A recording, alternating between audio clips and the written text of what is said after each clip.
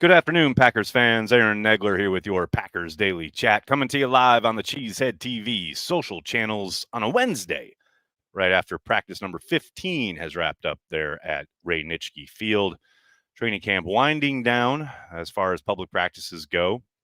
A programming note from the Packers: next week's practice on the 20th is changed. Its starting time was at 10:30, is now at 2:30. So please mark your calendars if you're planning to attend. Practice 15, like I said, in the books there at Ray Nitschke Field. Fully padded practice, their last practice prior to their sojourn to Denver to practice with the Broncos on Friday.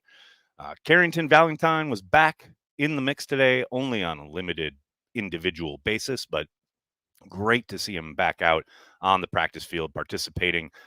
I made a short about this earlier today, but I'll be very surprised if he's in the mix at all for this joint practice or even for the game on Sunday night. He has missed a lot of time, and we, know coming into camp, you read the headlines and what the coaches were saying about him this offseason, and I mean, they were singing his praises, and it sure felt like there was going to be a legit competition between him and Stokes heading into camp. But obviously, that hasn't materialized due to Valentine missing so much time. I doubt he's going to be out there this weekend. That gives him precious little time to make an impression and try and make that a battle. I suspect Stokes has probably cemented that. But hey, they're always going to want to foster competition. Valentine getting back into the mix with team stuff, hopefully next week. Be interesting to see what he does and see if he can make a claim at least for that gig. And then speaking of guys getting back on the practice field a day after not doing team stuff, Quay Walker was back in the mix today. That's good to see, especially since, I mean, you look at the list of guys who are still out, and it's a short list, especially for this point of camp, but it's Marshawn Lloyd with a hamstring, Javon Howard with an ankle, Keyshawn Banks with a groin, and then Edrin Cooper still out with that hip injury. And that's why I'm talking about Quay being back out there being a good thing, because my goodness, going into camp and this season after the Cooper selection, was really excited to see how they might utilize the rookie, his undeniable athleticism. There's so much upside there, but he has missed a boatload of time with that hip injury. And you got to think the longer this goes on, the less and less likely it is that he's able to make at least some kind of difference early on in the season. I'm not writing off his rookie year yet. Obviously, a long way to go there, but man, it's just tough to see with so much kind of excitement around a new defense, getting this new veritable chess piece possibility, and he just has not been able to get back out on the field. And that's got to be frustrating. On the quarterback front, Jordan Love will not play in Denver. Sean Clifford will get the start, and probably due to that, we saw a lot of Clifford and Pratt taking turns with the twos today. Jordan Love obviously is still practicing, but Clifford and Pratt both got opportunities with the second team today in various team stuff. I'm going to be fascinated to see how much Pratt gets to play and what he's asked to do, if he's allowed to operate the offense fully, try and get, move things downfield, utilize his arm. He's not afraid to chuck it down the field. We have seen that in practice. We saw that in the game.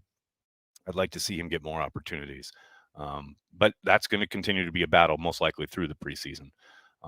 And then, I did want to kind of touch on the wide receiver group and Bo Melton in particular. As the title of the video suggests, a lot of ball game left. I've seen some, I'm not going to say harsh, but I've seen some kind of dismissal of Melton because of, admittedly a disappointing outing there in Cleveland against the Browns in the preseason game.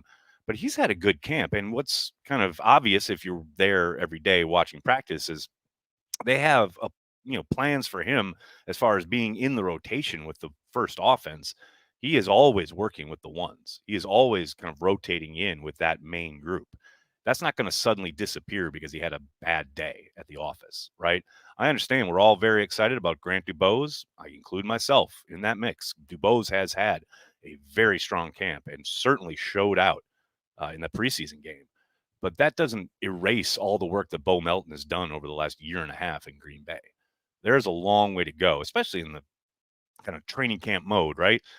I mean, look no further than, what we were all thinking a week ago at this point before they went to the preseason game about, various battles and, maybe the running back position, maybe the defensive line and how it was rotating. And then you go a week, not even 5 days, and things can seem very different. And that can even kind of get condensed into like a day or two where somebody has a strong practice, makes a number of really big plays, and all of a sudden everyone's talking about that guy, completely forgetting about the 2 or 3 good things like his competitor did the day before. So I understand that we're kind of beholden to a 24-hour news cycle, sometimes even less, especially in the social media age. I just don't want anyone writing Bo Melton off. He's too talented. He's done too much good work. And I suspect he's going to bounce back, which it sounds like he did today. Sure sounds like he was maybe not putting on a show, but certainly reminding people of his talent because it is there and plentiful. And then I'm kind of, I guess, obligated to talk about the kicking competition because God knows it continues. It's not pretty. I mean, Alex Hale was brutal the other day, a couple days ago, and now we've got Joseph and Carlson out there. With Joseph, he was either 3 of 6 or 3 of 7, depending on which beat writer you're following, but not a great day. He did certainly miss 3 kicks, left from 55, right from 49, and left from 45, all misses. Carlson went 4 of 6. His misses were right from 55 and right from 41. I mean, does anybody want to win this thing? And I understand, look, it's the totality of the work. They're going to give them all of camp. They're going to give them all preseason. But at some point, as things go along here, it becomes somewhat apparent that, they got a bunch of average kickers in camp. Is anyone going to grab this thing? Are they going to go, I would suspect, and scour the waiver wire, look at other teams, make trades, possibly pick someone up off the street? I think all avenues are open. There is every possibility that the Packers kicker is not on their roster currently. Now, that said, in keeping with the theme, there is a lot of ball game left. We will see what transpires here in the joint practice in Denver, in the preseason game, and then next week there's a practice, and then there's the joint practice with the Ravens, and then the Ravens preseason game. But after that, what is that? 4 more opportunities, I guess, where these guys have, somewhat of a chance to make their case. But right now, sitting here today on a Wednesday afternoon, it doesn't feel great. Doesn't feel great, especially after, having a big missed kick at the end of last season contribute to a playoff loss that, was a game that you were winning for much of it, had control of that game for a lot of the contest, and now you're down here getting to the end of camp, and you still haven't really figured that position out. It's disconcerting, to say the least. Hello to everybody in the comment section. So good to see everybody. Before I give you guys the floor, you guys know I got to give my friends at Ticket King a shout out. That's right. Based in Wisconsin since the early 90s, Ticket King is located across the street from Lambeau Field on Oneida. They're happy to help you find just the right tickets for Packers games, from larger groups to single tickets, both home and away. They partner with local Green Bay businesses for tailgating and bus transportation to the games, so you don't have to worry about driving or parking. They're even open on game day for last-minute tickets or possible upgrades. Hell, they even have a drive-through window. And if you're not in Green Bay, no problem. Just use the Ticket King link on the Cheesehead TV homepage, in our app, or indeed in the description of this video. Don't use Ticketmaster, StubHub, SeatGeek, none of this national nonsense. Use a company based in Wisconsin since the early 90s. Ticket King for all your Packers ticket needs. Do it, people. How we doing? So many people lining up. Hello, Andrew's here. Hello, Andrew. How are you, man? Chad is here. How are you doing, Chad? Dawson. Good to see you get here bright and early. Roberto starting us off with a super chat. Thanks, buddy. Ryan training at center to replace Myers? More like Ryan training at center to save his gig. I mean, no, he's not going to replace Myers anytime soon. Myers is your starting center. I really hope Packers fans come to grips with that before the start of the season. Myers has run with the ones, continues to run with the ones, will continue to run with the ones throughout the entirety of the season, outside of maybe perhaps an injury. But other than that, he's not getting supplanted in 2024. He is their starting center. Yet we've seen Elton Jenkins take snaps with the ones in preparation for if something were to occur, etc. We've certainly seen Sean Ryan getting snaps with the twos at center to be the backup center on the roster. That's, in addition to playing right guard with the ones while Jordan Morgan recovers from his shoulder injury in the possible continuation of that roster battle.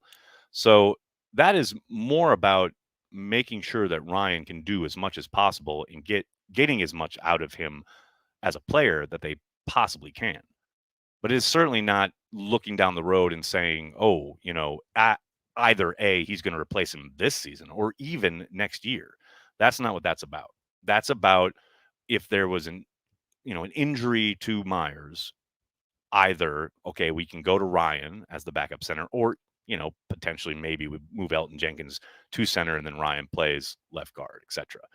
Um, I know everyone's anxious to rid themselves of Josh Myers, and the more that sentiment percolates around the internet, and Roberto, this isn't really directed at you, it's just one drop in a sea of stuff I've seen about Myers, the more I'm rooting for the kid because all he does is go out there and answer the bell week in and week out and play at a really high level, somewhat inconsistently at times. And that's what kills you, right? That's what, as a fan, you get frustrated about, mostly because that inconsistency gets highlighted. That's the stuff that gets clipped and put on social media, and fans get all foaming at the mouth about it. And it's like, what about the 54 other plays in that game where he played at a really high level?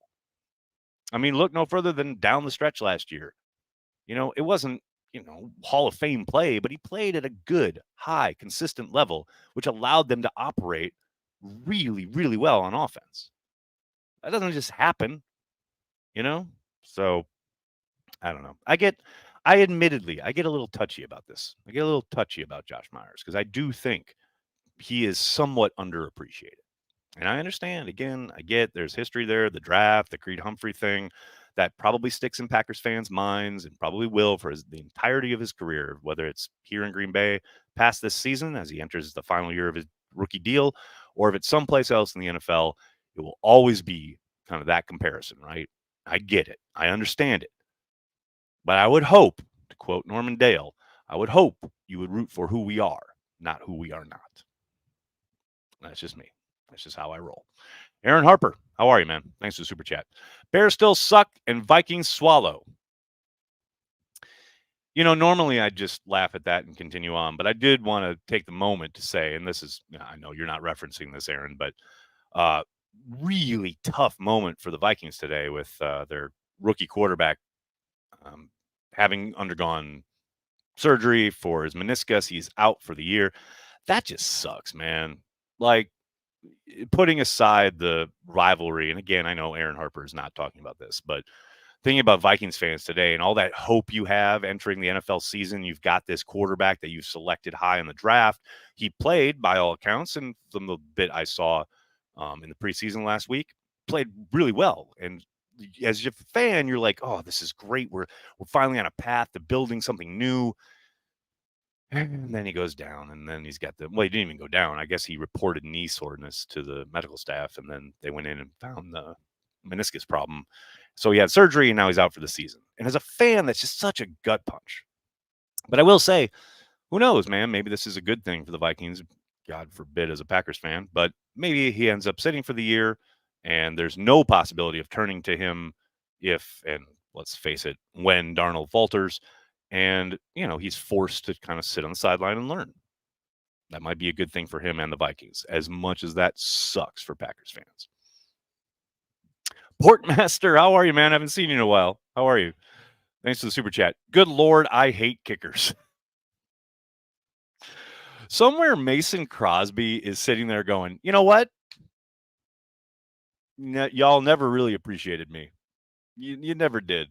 Everybody talking about his quote unquote weak leg at the end of his career, which, by the way, would be perfect now. You want to hit the landing zone? Mason Crosby's going to hit the landing zone every single time in his new kickoff rule. I mean, has Mason Crosby filed the papers yet? I'm not asking. I'm just asking. I'm just saying. I don't know. Nighthawk, how are you? Thanks for the super chat. Has Musgrave really struggled that much, or is it more of the wideouts dominating?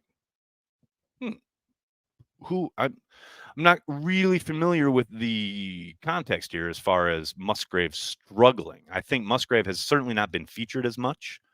They certainly haven't seemingly run as much for him that I've seen anyway for the kind of 15-day stretch I was there. That doesn't mean he's struggled. I think there's certainly been a few plays where he had a bad drop in the end zone last week in a kind of a red zone period. He's certainly been not featured as much as he was his rookie year in that camp. But ultimately, I wouldn't label that struggling for Musgrave. I think, second year player, he's back at camp and they're working on stuff. Now, yes, we've heard a lot about the wideouts because they've been lights out, been a lot of fun, big highlights pretty much each and every day. And when look, we got Tucker Kraft back on the field with the team last couple practices. Today he got a couple catches, etc. So they're going to start working in probably more tight end stuff. But yeah, I wouldn't put it down as struggling. I would say he certainly hasn't been featured as much. But that could all change very, very quickly, depending on game planning, right? And who the defense is, what the defense is playing, what opens up, etc. So yeah, again, without context of what you're talking about, that's the best I can kind of answer that. Joe, thanks for the super chat. Was at practice today. Saw Dillard stone Gary in one-on-ones. Tenuta getting reps at right guard with the twos. Is that new? Ryan getting all right guard reps with the ones. Yeah, the last part that's going to be that way until Morgan's back, no doubt. Tenuta getting reps at right guard with the twos. I have not seemingly either seen or heard it reported that he had been working at guard in my time there. So that is somewhat new, I would suspect. It's interesting because he hasn't really gotten a ton of run at tackle, even with the twos or threes. It's mostly been with the threes that I've seen. So Dillard stoning Gary in the one-on-ones, that the one-on-one thing is so kind of fun because it is somewhat of it can be at times the eye of the beholder kind of moment because I remember every kind of practice when they have the one-on-ones, especially with the pass rush stuff, the big guys always sitting with the beat, and we're all like, who do you have that? Do you have, like, there was Josh Myers, TJ Slayton rep, where it's like, I've had Slayton. No, I had Myers, like, blah, blah, blah. So some of it is subjective, right? But to your point, you see him stone a guy, just lock him up one-on-one. Hey, that's good. That's a good rep. Now, it's not real football. You're playing on the line. There is a play call. There is a design to what you're being asked to do in the design of the play and the protection itself. Is there so you've locked him up, but now is there a looper coming around? And are you able to react to that and get off that block? That's actual line play, right? So it's good. I'm not trying to take it away from Dillard. That's awesome rep, but it is just that. It is just one rep. Simatovic, what's up, man? Thanks for the super chat. Messi, CR7, Palmer, or Holland available to kick? Always count on Simatovic to come up in here with my my soccer love. Come on, I'm going to pick Palmer. I'm going to pick Palmer. That's my guy. Matthew Clark, thanks for the super chat. Nags, I think we take 7 wide receivers following from my question yesterday. Christian Watson, Reed, Wicks. Oh, Romeo Dobbs, Wicks, Reed are locks. Heath, Melton, and Grant DeBose make it with Torrey missing out. I'll be very, very, very, very, very, very, very, very, very, very, very, very, very, very, very, very, very, very,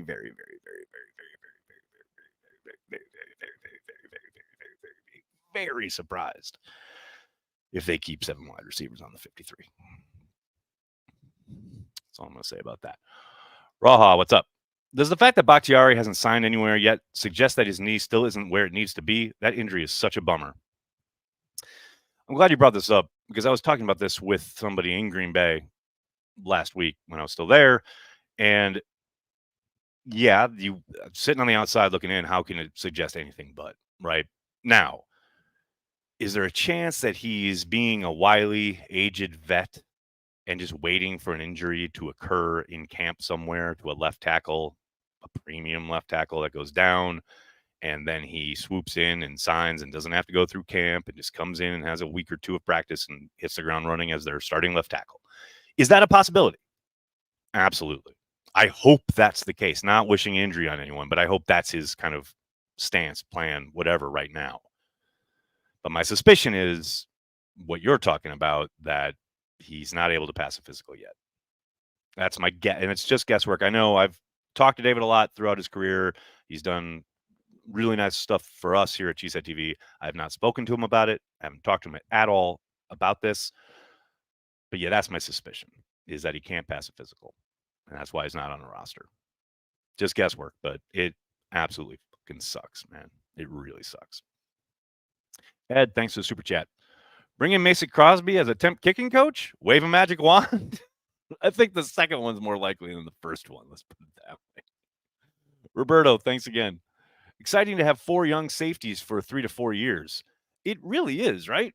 I mean, here's the thing, though. I don't want to be the downer, but I got to keep it real, man. The NFL stands for not for long.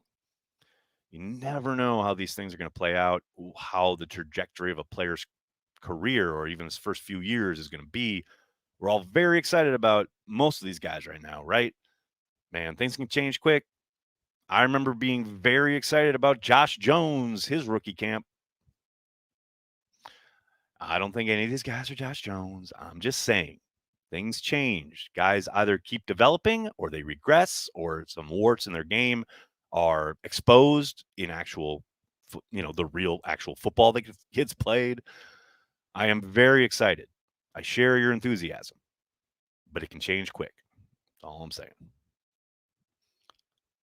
Rick, what's up, man? This is a good question. What tight end isn't on the 53? Baby, that's right now. Your guess probably is Sims, right? I think that would be my guess right now. I think with Wilson showing, Wilson's had a good camp. There's a good chance that that's the route they go. However, it also wouldn't surprise me if they keep 4, maybe even 5. I mean, Gutekunst's mentor / predecessor, he kept 5 once.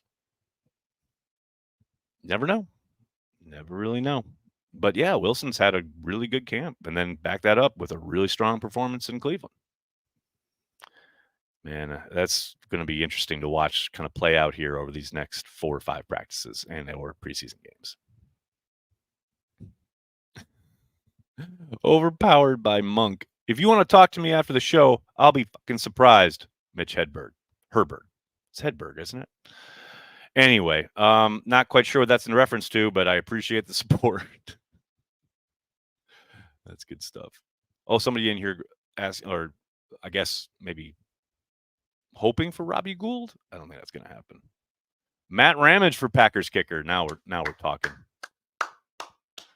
Larry Stenerud was 100 years old. Why not Crosby? Because look, people, I'm all for Mason Crosby. I love the man. Brilliant kicker, 16 years. But it's time to move on, man. The guy, did you miss the Giants season end last year? The kick there at the end that could have helped the Packers. Anyway, Cheeto, what's going on, man? Heard Bears starting quarterback, insert name here, looks really good in practice. Copy paste from 2014. I mean, Caleb Williams is a little different. I mean, he's not the first overall pick by happenstance. He's pretty damn talented. But yeah, I hear you. What else we got here? Oh, we got Callum. How are you, man? Who are our best 5 offensive linemen to date? It's a good question. It's hard to quantify while guys are, dealing with injuries such as Jordan Morgan. But right now, the starting 5, and it has been this way, I guess, now for the last 4 or 5 practices since Morgan got hurt. You got Rasheed Walker at left tackle, Elton Jenkins at left guard, Josh Myers at center, Sean Ryan is your right guard, and then Zach Tom is your right tackle. That has been nominally the starting 5. And I suspect that's probably going to be the group that starts down in Brazil week 1. There's a chance Jordan Morgan gets back. I know he was out doing individual drills today. there's a chance he gets in there and they feel confident and comfortable kind of reinserting him with the first group. But we'll see.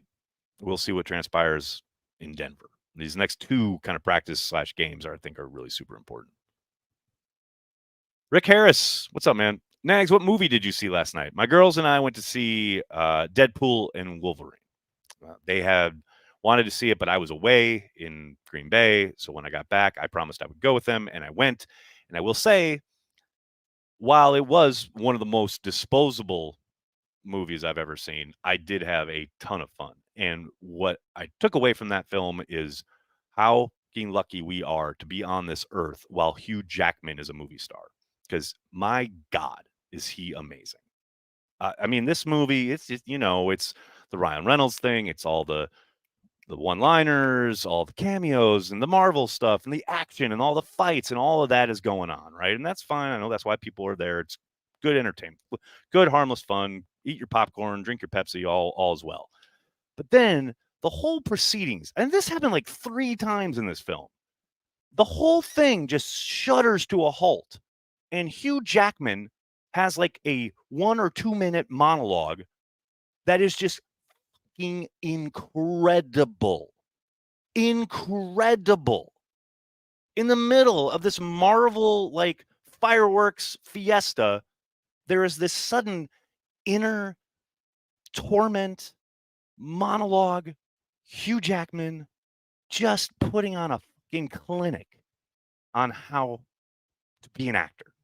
Like, to me, that was the whole reason I enjoyed the film. He was like the center of the movie for that reason. It was so good. That was so good. The rest of it, whatever. I know you kids are having fun. All right, I got to get going. I cannot thank you enough for hanging out, talking Packers each and every day, Monday through Friday, right here on the Cheesehead TV social channels. Please do me a monster favor. Hit like on the video, subscribe to the channel, and then tell your friends and tell your family. Cheesehead TV, we are devoted to Green Bay Packers fans worldwide. Don't forget, Patreon members, Carry the G Club members, happy hour at the top of the hour. Information is on your respective pages. There's no Corey tonight, so I need you to bring all the energy, all the questions. I need lots of help because I won't have Corey like being upset about Madison, Wisconsin for whatever reason. So I hope to see you guys there. I'll talk to you then. The rest of you, I'll see you tomorrow. Thanks so much. Go Pack, go.